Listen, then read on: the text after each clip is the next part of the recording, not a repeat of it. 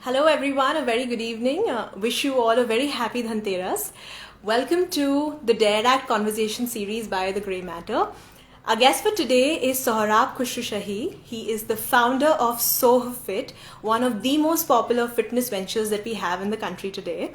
From being a full-time corporate lawyer to leaving law to pursue his passion for fitness, his journey is not only interesting but also a courageous one. So let's get Sohrab to join us.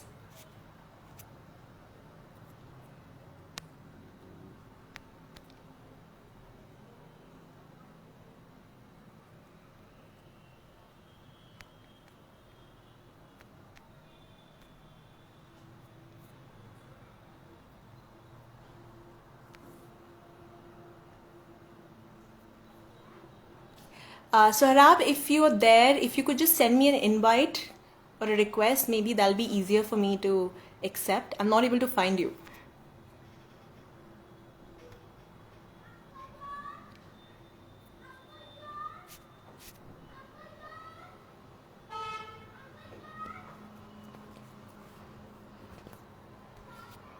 Okay, then. Perfect.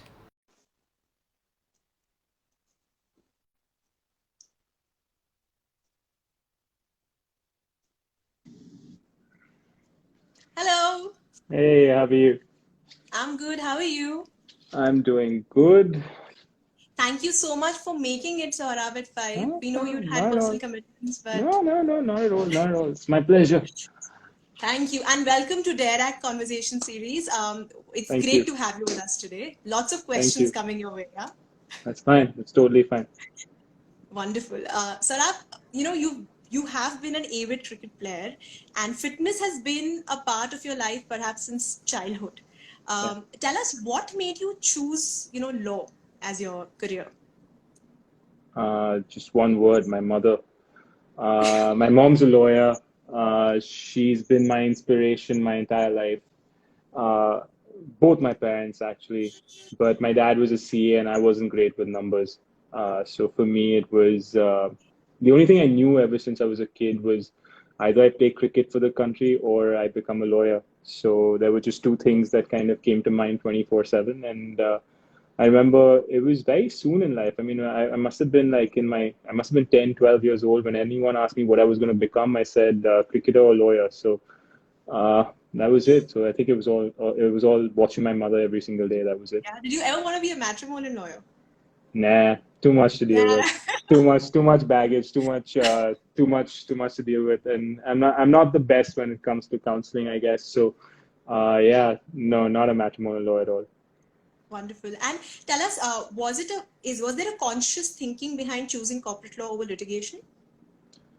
I tried my hand at litigation. I think I've been one of those guys who started working when I think I was 19, in my first year or second year of law school. And I was already like interning with law firms. I think my first ever internship was with at that point UUB Udvadya Odeshi Burgess. So that was way long back. I think it was about 2002, 2001, Wow. 2002. I don't even remember. Um, and I had a blast. I enjoyed it. It was litigation. I had some amazing people I used to work with on the litigation side, and I had a really good time. Then I joined Alka Barucha at Amarchand, and that was a whole different ball game. I didn't know what corporate law was. I mean, I didn't know what late nights were. I think she taught me hard work. She taught me what it was like to kind of work all nighters if you had to. So she taught me a lot, actually. 7 years, she was my mentor. She kind of took me under her wing and made sure I was doing well. So yeah, corporate law then just became it. Just I don't think I ever sat down and made a conscious choice. I just when I graduated, I was lucky enough to get a job at Amarchand, straight up, uh, and that was it. It was corporate law ever since. I mean, it was just working with Alka, and that was it. Wonderful. And, so long working hours is something which is a given in corporate culture. Tell us, Yeah. how did you ensure that your fitness stayed unaffected? It's a choice, right? In everything in life is a choice. You can say, listen, I'm really tired, I can't do this today, or you can say, okay, I'll spend 20 minutes and work on myself, and it's your own choice at the end of the day. I tell everyone that. I tell everyone I train, everyone I work with the same thing. If you want to make fitness a part of your life, you can. No one needs to train for hours and hours at end. I think I realized that when I was a lawyer.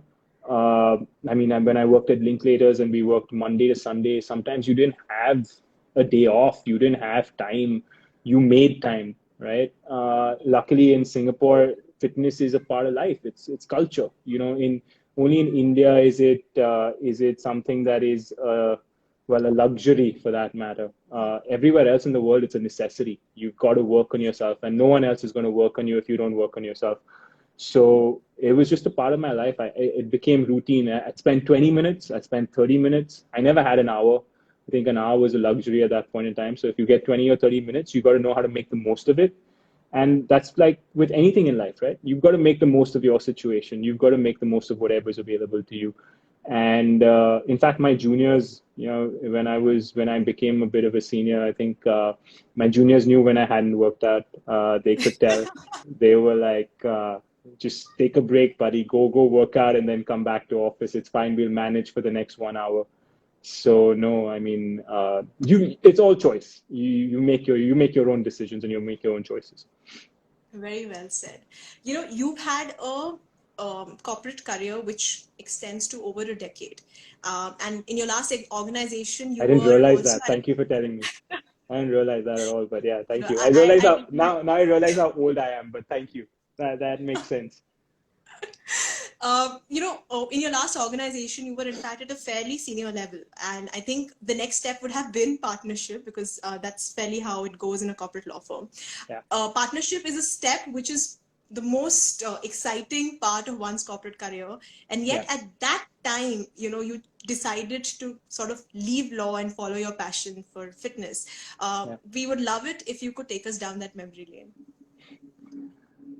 I don't know. I honestly, people have asked me this in the past. I think something just clicked in my head.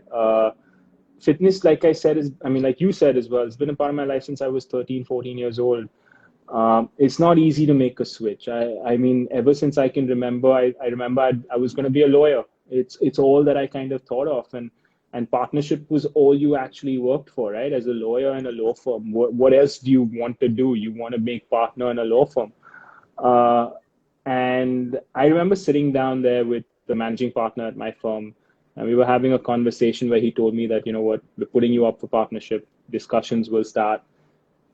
And I just didn't feel anything. I was like, this is what I've worked my entire life for. This is why I put in all those 20-hour days, Monday to Sunday.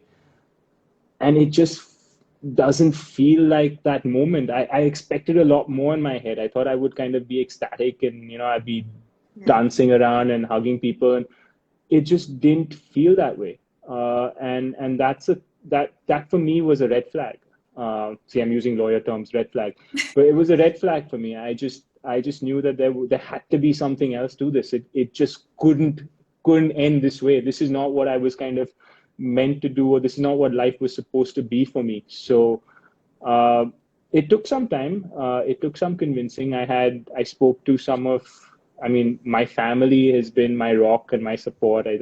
I don't think I could do the things I'm doing without them, without my wife kind of supporting me every single day.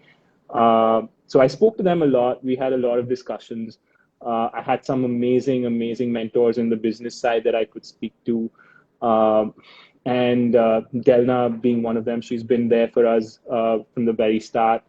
Uh, and a lot of other people, Ajay Piramal, again, someone I've kind of looked up to on just the work front. I mean, he's been amazing and supported me throughout. So people I spoke to, and they kind of made me feel better about my decision. At the end of the day, I think you have one life, you've got to live it to your full potential. And after I think about 3 or 4 months of debating this in my own head and with my family every single day, day in, day out, I mean, I know the people who I sat and spoke to every single day, I think they were fed up with me by the end of it. They were like, just quit already. So no, I mean, it's amazing. I couldn't have done all this without them. So when I didn't feel anything when I was told I was going to make partner, and it just felt like that not happening, I guess I knew that was it. It was done. And thank you for being so honest, because it's not so much the thing that we run after, it's actually the feeling that it gives you. Yeah, It's satisfaction, fulfillment, it's yeah, different things for different people, and when it yeah, stops feeling, it's just, I can totally understand the question mark. yeah, So thank you for that. Also, you've had enough long experience in the corporate field to know that the attrition rates in corporate law firms, the rates are astounding, yeah, especially at the junior level. yeah, Yet the irony is that law students very often want to be corporate lawyers, yeah. and very very few people actually make it, stick around and make it long term. Yeah. What do you think are the red flags, or are the problems which are constantly, nothing is being done about it? What are the problems, and what do you think one can do to kind of change the trend that's been evolving? I mean, it's two ways, right? It's not a one-way street. I think what people need to realize, and it's not only for the firms, it's also, and I've had these discussions with my partners in the past when I was in a law firm. I've also spoken to my juniors, and I think there has to be an attitude shift from both sides.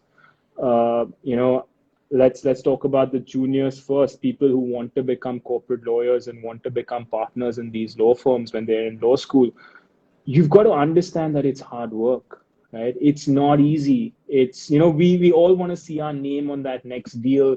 We want to see our name in the newspaper the next day. That's what we kind of work for. But those headlines or those highlights don't happen every single day. There's a lot of hard work that goes into getting that headline or that deal across the line. And none of that hard work is fun, right? It's a lot. Some of it is a lot of mundane stuff that you've got to do as a lawyer. So for kids who are becoming lawyers, expect hard work. I used to tell my juniors this all the time, and they used to always ask me, it's like, does it get better when you become a senior? And I'm like, no, it doesn't get better when you become a senior.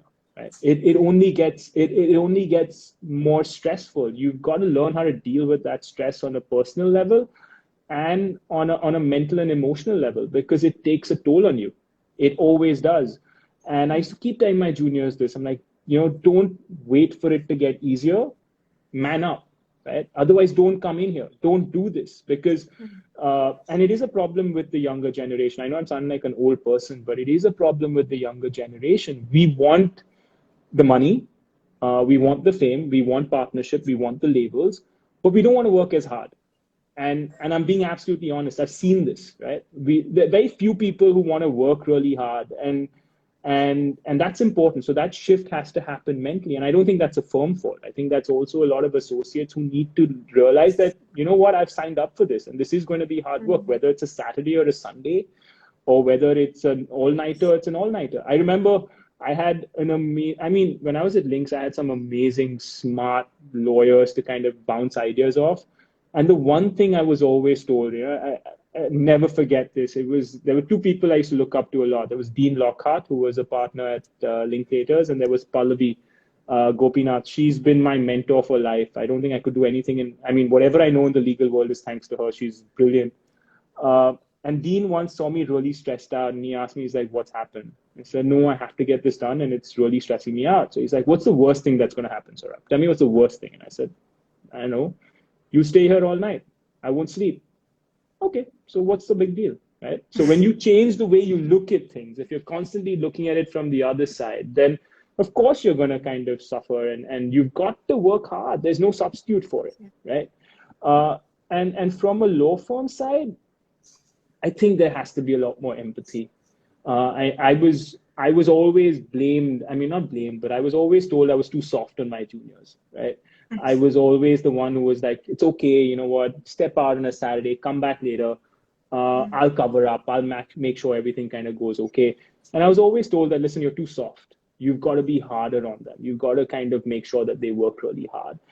And I think there has to be a little empathy from the law firm and the partner side. What happens in law firms, and I've seen this, and I don't mean this in a bad way, but just because you become partner doesn't mean that's the end of the journey for you. Doesn't mean you can dump everything on a junior and walk out, right? The one thing I learned from my seniors, and I learned from Pallavi, and I give her a lot of credit because whatever I know is because of her. She would sit there while I was working late nights. She didn't have anything to do. She would just sit there and read or do something on the computer, but she was there. And Mm. it makes a massive difference as a junior when your senior is there and they're kind of looking out for you, and they're willing to work as hard as you're working. So if your senior is working hard, you don't have an excuse. But if just because you become a partner doesn't give you a right to walk out of the office at 3 and to walk in at 12.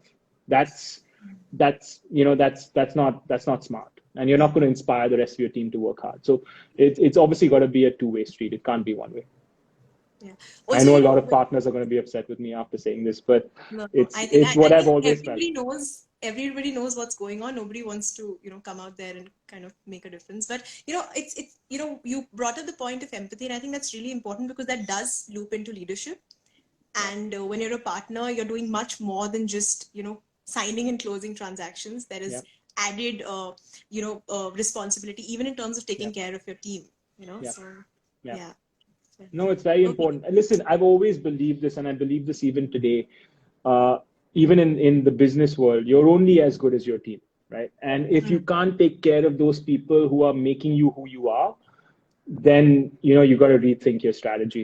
You can't kind of just mess them around and say, okay, they'll work all night and I'm going to go chill and I'm going to have my family life because I did it when I was a kid and now it's their time to work. I think those theories are rubbish. Those theories are what we used to say maybe in the 1950s.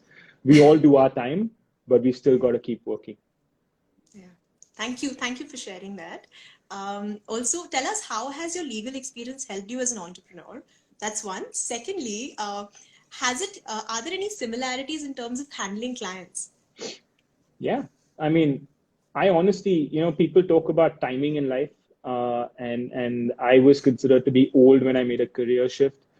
But I've learned so much from the legal side. I've learned so much about man management, how to handle situations, how to kind of not buckle down under pressure. All-nighters don't make a difference to me anymore. I still work till 2 and 3 in the morning. It doesn't matter. Now it doesn't feel like work. That's the only difference, and that's why I Mm. like it now. When I was a lawyer, it felt like work. Going in on a Sunday was like, shit, I have to go in on a Sunday. Now Sunday is Sunday. I mean, I don't care what day of the week it is. Half the time, I don't even know what day of the week it is. So that's when I know that work's kind of fun, right? So I mean, it's obviously helped me with my man management. I hope my team is happy with me. You never know. I push them a lot, but they're an amazing bunch of guys. I mean, girls and guys. Unfortunately, there's only 2 boys in my team, and the rest of them are all girls. So I kind of Wow. suffer. But no, I mean, man management is definitely something, not only on the team side, but also on how to manage people's expectations. You're in a business where people want to see change every single day. We live in an instant world where everything has to change instantly. We can binge watch our favorite shows. So why the hell can't our body change in like a day, right? It doesn't happen that way. And if there's anything that the law world has taught me is it's you've got to be a little bit of you've also got to be a bit of a mind coach. You've got to kind of work with them Mm. and just kind of change the way they look at things and their expectations. So 100% the legal world's helped me. Um, and and I think there's so much of it I've used in terms of my own work and looking at situations differently, and being the leader of the team. It's important that you're calm under stressful situations. If you're not, your team's going to panic as well. So yeah, it's I've learned a lot. I wouldn't give up my legal experience for anything in the world. I've met some of the finest people, worked with some of the smartest minds I've ever kind of had the pleasure of coming across, and they've all taught me something in their own little way. So yeah. Wonderful. I think for you, legal experience was the stepping stone to, Sohfit. I don't know if my mom would say that. I think my mom was the most shocked. My mom and my in-laws, I think, were really shocked when I made that switch. But my mom was like, "So partner to trainer, is that what I was like, "Mom, I want to be a coach, not a trainer." The slight difference. And I wanted to change the way people look at fitness in the country. That was it. People look at fitness as just going to a gym and working out, and that's not what fitness is, right? Fitness is not about how many muscles you have or how ripped you are. It's so much more than that, and that's what I wanted to do. Yeah. So you've pretty much answered my next question, but I'll just, Sure. nonetheless talk about it a little more. Yeah. Tell us a little bit about Sohfit. What does that brand mean to you? How did that come about? Did you, when you quit law, did you know that you wanted to have your own business, or were you thinking of working with somebody? Because we have a zillion ways of approaching a particular passion. So, Yeah. what was you think? What was your thinking? I always wanted to be on my own, uh, because I didn't know whether people would buy into my philosophy, right? Everyone has their own philosophy, everyone has their own way of doing things. And in the organization, even today, a lot of our people, or actually everyone, barring maybe one or two, are people who are homegrown, people who've been my students. They've all kind of worked with me, they've seen me, I've trained them for years, they know me, and they're now coaches. And we're all of us were, it's ironic that barring maybe two of the coaches, all of us were people who were doing different things with our lives. One's a PhD, one was working in marketing in London. So fitness has been a passion for each and every one of us. It's part of life for us, and I think that was important. I wanted to find people for whom fitness was just, there was nothing else, and we wanted to kind of do it, and we did it. So that was definitely important as far as the fitness side is concerned. And what Sohfit was and how it kind of came out, I think I give that credit goes to my wife. Yeah. We were talking once, and she was Priyanka. I don't know, one of the girls. I mean, Priyanka is like my baby sister. I've been training her for God knows how many years now. Can't get rid of her, unfortunately. But she she or Danish, one of them said that, I'm going to be so fit, and then it just was like, Uh, so SOH and then FIT, and like this is what we should call it if we ever do anything, right? So I mm, remember on my birthday they made me T-shirts. I was still a lawyer. They made me T-shirts with "So Fit" on the back and my son's birth date written there, and that stuck with me. I don't know. I was still a lawyer. I was still doing all the law things, but that kind of just I guess put the roots in, and then things just happened from there. And fitness was always about fun for me. I couldn't see it any other way. I still don't understand people who associate fitness with weight and with the number, and I've not lost so much weight, or I want to lose so much weight. There's got to be more to life than a number. There's just got to be, and there's got to be more to your life and your health than a number. So for me, that was very important, and that's the philosophy we wanted to bring out as a team. That there is more to your life than don't base your life and your entire self-esteem based on one single number. Just have fun with it, play with it, and discover what your body can do, and try and get better every single day. And that's what we've tried to do, and that's what I've tried to do. And in the process, make it as much fun as you possibly can. If you can't make it fun, then you won't do it for really long. And if you don't do it really long, you're not going to see results. So it all kind of interlinks in that way. So that so was what basically, I. while you were still a lawyer, you so fit was already decided. So it was already a sign Yeah, kind of put into your life back then. it So you was knew it it coming. was Somewhere something was happening. I knew I wanted to be in fitness. I think 8 years back, 8 years before I quit. Wow. It was something that I remember. First time I went to someone, I said, "This is what." I went to my friends actually. I don't know, some of them, and I said, "This is what I'm thinking. This is what I want to do." And they were all like, "Dude, don't be stupid. Like, there's no nothing to it." I'm like, "No, no, someday I want to do this." And it was always the back of my head that I wanted to do it. And like I said, my family kind of sat back with me one day, and so did Delna, and she's been a very important part of our journey. And they kind of said, listen, I mean, if you think about this 24/7, you want to do it all the time, then just give it a shot. I mean, there are no regrets in life. Don't live. And I think I didn't want to reach a stage in my life where I kind of said, what if I had done that? Law was always going to be there. I was always going to be a lawyer. My degree wasn't going anywhere. So it was time to experiment, and that was it. Wonderful. So now the fitness industry is one of the most competitive industries that we have, especially with the fact that people are recognizing the importance of health and well-being. Um, you launched SoFit in 2017, and within 2 years of your venture, you were recognized by Vogue as the leading fitness expert of the year. Uh, Tell me, what did that recognition mean to you? Also, what is it that you feel you do differently, and what sets you apart, from the rest? I know you're gonna have to ask the people I train. I really don't know. I look at it this way, right? And I tell my team this all the time, and I've said this 1,000 times over. You've got to care for the person you train more than they care about themselves. If you can do that, you will be successful, and they will see it, right? People are smart; they see it.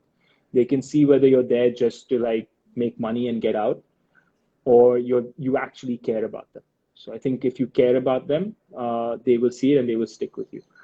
Uh, the recognition, of course, it meant a lot. It was amazing. Vogue's always been very supportive in that sense. Actually, the reason I started training was the Vogueathon in 2016. I was training a friend of mine. She was part of Vogue, Priyanka, for example. Not friend, I mean, she's family, but I was training her. She said, listen, will you help me drop weight? I'm going to be 30 in 6 months. We're doing the Vogueathon. I need to lose some weight. She was about 70 or 80 kilos. She's going to hate me for saying this out loud. We worked for 6 months. I was just recovering from a shoulder surgery. So it kind of added in. I said, listen, if you want to train with me, it's going to be 6:30 in the morning and you're going to have to come there, right? We lived in the same building, so it was easy for us to kind of meet downstairs. And we met and we started training, and she dropped a shit ton of weight. She dropped about 15, 20 kilos over those 6 months. And when I was featured in the Vogue, wasn't what I was very scared of it, because I was like, if my partners ever see this, I'm just finished. They're gonna make fun of me for the rest of my life. Uh, they saw it. Everyone reacted pretty well to it. It was a passion thing. It wasn't like I was getting paid to do anything. It was just fun. And that was it. That just kind of kicked in, and everything kind of fell into place from there. So things happened. I didn't expect them to. Honestly, I didn't expect them to. I was just going with the ride. And the Vogue recognition meant a lot. It also, I mean, the award was given to me by one of my favorite people. She's one of my favorite students. She surprised me by coming there and giving the award, which made it even more special. I think she knows that even today, when I'm like, I really didn't expect her to show up and give me that award, but she did, and it meant a lot. Uh, and then it's just been from there. I don't think I have arrived, by the way. I don't think Sohfit is successful. I come from the legal background where, you're not, there's nothing that you can't wait and think that things are going really well. You got to keep working every single day.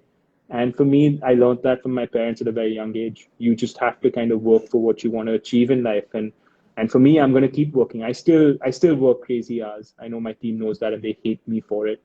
But I still work crazy hours. I still put in the hours. I still want to. I still want to be there every single day.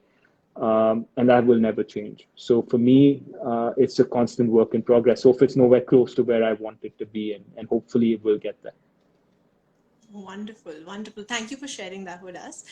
Tell us, if I was to say legal professionals and if I was to add fitness to the statement, what are your views in terms of, when it comes to lawyers and their health? And if you have any piece of advice you would want to share? Oh, 100%. I mean, honestly, the only thing that kept me going for all those years, doing all those crazy hours, was fitness. I wouldn't be able to do what I'm doing. I used to we used to have, at Links, obviously, I had my worst hours. We used to work really long hours, and it was a lot of fun, though. It was never boring. I had a great mentor. Like I said, Pallavi was life to me at that point in time. She kind of kept me going. And I used to always talk to her about it. I'm like, you need to work on your health. You need to get fitter. Trust me on this. It really helps me get through the day. And 100% Laura should exercise. Today she exercises. Today she does yoga and she goes swimming, and she's lost a lot of weight and she's doing really well. And I'm really happy for her. She keeps messaging me, see, you can't believe what I've done.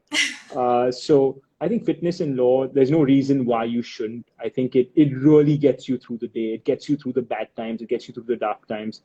And there are lots of dark times as a lawyer. Any lawyer who's been a corporate lawyer for years will tell you there are nights when you're just sitting by that screen by yourself, and you look at it and you're like, what am I doing? Right? We've gone through that. Anyone who's a lawyer, and I was in the capital market space. I mean, we had late nights for fun. It was just part of what we did. 6:30 in the evening was when our day started.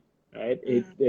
I'll never forget that. And I was told that. So it you will have those moments. You'll have those dark moments, and fitness and exercise will actually get you through that, because you're fresher in the head. You're physically capable of handling the long hours, and mentally you're more tuned on. You're switched on most of the time, and that there's no reason why lawyers shouldn't train. I see a lot of young kids come in, and 2 years later they were unrecognizable. Suddenly they didn't have hair on their head. They've got a pot belly. I'm like, what are you guys doing? Like, why is it so difficult to kind of eat well and train, even though you work crazy hours? If I can do it, anyone can. And hopefully some of them learned from me. Hopefully some of them kind of picked it up. I have some of them who are my students now, and I love it. I love the fact that they kind of come and work on themselves. And it's 30 minutes of your day. If you can't give yourself 30 minutes in a day, then you're doing something wrong. Then you're using the money that you're making maybe in your future, doctor appointments that you'll be making for bad health. Yeah, That you I can mean, take the attention to. it's, you know, just put it this way, medical expenses are a lot more and a lot more expensive than training. Training's a lot cheaper. So if you Yeah. train and you kind of take care of your health, I never had cholesterol issues, blood sugar, diabetes, none of that stuff. I luckily I still have hair on my head. There are people who just give up once they become lawyers. I remember going for a meeting in Delhi once, and I was sitting across, and it was Pallavi and me. We would come from Linklaters. We came down from Singapore, having this meeting. Typical Delhi office, typical office in India. This guy kept serving me bread pakoras, and I just didn't want to eat it. So every 2 minutes, I just passed it on to Pallavi, and she's like, "Dude, what are you doing?" I said, "I'm not eating this. So one of us has to, otherwise the client's gonna feel bad." And after a point, I think the client noticed that I kept shifting my bread pakoras to my right, and he looked at me. He's like, "Why aren't you eating?" And I was like, I'm just, and I'm just like, I'm a fitness crazy person. I eat a certain way. And they're like, "Are you married?" And I was like, "Yeah, I'm married." And she said, "But you're successful, you're married, you're working in a great firm. You can eat now. What's the problem?" I said, "What does that have to do with anything? Right? What is being successful in a good law firm or being married have to do with eating bread pakoras or looking, going out of shape?" So no, it was just it's a mentality shift that people need to make. Yeah. Yeah. Okay, I'm gonna throw an offer at you. Would you like to do a challenge for lawyers someday? Oh yeah, 100%. I would love to. I actually have a bet with a few lawyers about who I can get on to the next challenge. And I know if Aarti and Anjali and Aditya are all listening, they know who we want. They know who we want in the next challenge. But I think that would be more of a challenge for me than it would be for anyone else. So yeah, I'd love to do a challenge with lawyers. I'd love to speak to lawyers about the benefit of training. I'm always there for that. That community has given me everything in life, right? It's given me I was a very shy kid. It gave me the confidence to kind of deal with stuff. So 100%, I would love to give back to that community. No question. Absolutely. And what's beautiful is, so when the gray matter was, we were thinking about our tagline, okay? What do we stand for? I remember your tagline is be the best you. For Sohfit, right? So our Yeah. tagline is aggregators of change. Because Nice. when we look at the fraternity, so all three of us are lawyers, Tanisha, Neha, and myself, and we also Yeah. quit law. Not we couldn't stand it for 10 years long. We kind of left it in the initial years only. But there are certain things that need to change because all industries are evolving, and our legal Yeah. industry is probably Yeah. the least progressive when it comes to It even definitely needs to technology for that change. matter. Definitely needs to change. No question. Yeah. So we're No gonna question. we're gonna be in touch with you, Saurabh, for this challenge. I mean, I don't know whether the lawyers and the law firms you get in touch with will want to be in touch with me. Uh, but no, I think it's time law firms changed a bit. I think it's time we valued just our people. Yeah, People are what makes us who we are, and teams make us who we are. And the more you value them, the more you're going to get out of them. It's just absolutely. that simple. But having said that, I don't have any regrets. I think I had some great mentors along the way, like I said, and some great people who took care of me every single day. And I try to do that now for my people. Um, So yeah, there's a downside to everything in life, and there's definitely an upside. So no regrets, no complaints. 12 years of law was a lot of fun. Hopefully, I will not have to go back. But I'm sure you won't. you never say never in life, and we deal with it one day at a time. Wonderful. And my last question to you is any piece of advice for somebody who may not be a lawyer, maybe in another profession, but does have a drive for fitness like you did and is hesitant to kind of pursue the entrepreneurial route and wants to? What would be your piece of advice to them? Yeah. There's so many things that come to mind, and there's so many demons that I had to go through in my own head to make that switch. Uh, but I remember one conversation I had with Mr. Piramal. Actually, he was sitting down with me, and he told me, he's like, you know what? There are two roads in life, right? The one which has the most amount of risk and is the less taken one is the one that will give you the most results if you're willing to take that risk. Uh, the decision is yours, right? You have to make that decision. Am I comfortable? Right? There are there are people who are comfortable. You're comfortable. And you're happy being comfortable. If you're happy being uncomfortable, and there will be ups and downs. There will be every day is a day where you firefight. I think you guys would know that as well. When you kind of shift profession and go into the entrepreneur side, every day is a firefighting day. Every day something's wrong that you need to make right. So you've got to have the appetite for that. You've got to have the appetite for risk. Even though I was a conservative lawyer and I am conservative as a person, you've got to be willing to kind of, back yourself. If you don't back yourself, no one else will ever in life back you. So if you back yourself and you're willing to give it everything you have, uh, you'll be fine. You can't switch careers, or you can't. The one thing I always remember is you can't switch careers with a safety net, right? I remember telling everyone, is like, what happens? I mean, before I started, the only thing I tell people, so what if I fail? I'm still a lawyer. I'll go back to being a lawyer. And the one thing I was told is stop that, right? The Yeah. minute you start something with saying, okay, if I fail, I have X to back myself up, then you're going to fail, right? When you burn that bridge and this is all you have, then you bloody well make it work. There's no option, right? I mean, your life depends on it. So work like your life depends on it. Don't take the easy way out, and enjoy the process. It's a fun ride. It's a really fun ride with lots of downs, with lots of ups and downs. But uh, I wouldn't change it for the world. Yeah. And it's with an entrepreneurial journey like yours, I'm sure when you look back, like when you look in hindsight, you'll be like, oh my God, I made this happen. I made Sohfit happen. And look, I mean, I'm sure you wouldn't have probably thought about doing these challenges that you do, which are now so popular among across age groups, right? So I think looking back is when you can actually connect dots and be like, okay, this is what actually led to where I am today. It's not me though. I didn't make this happen. I think my team made it happen. We all work together. We've all worked really, really hard. I push a lot of buttons. I annoy them a lot. Uh, but they're my family. They've been there for me. And I mean, my wife, I mean, if she didn't handle the business side and the admin side, I don't think I'd have the ability to create what I want to create, right? You've got to have someone who kind of backs you up. And we're business partners. We fight a lot on the business side. We never see eye to eye. We're very different people. We're exact opposites of each other. So there's obviously going to be arguments, but at the end of the day, we're both working towards one goal. My team's working towards the same goal. So now this is not me. This is not me alone. I think it's all of us put together.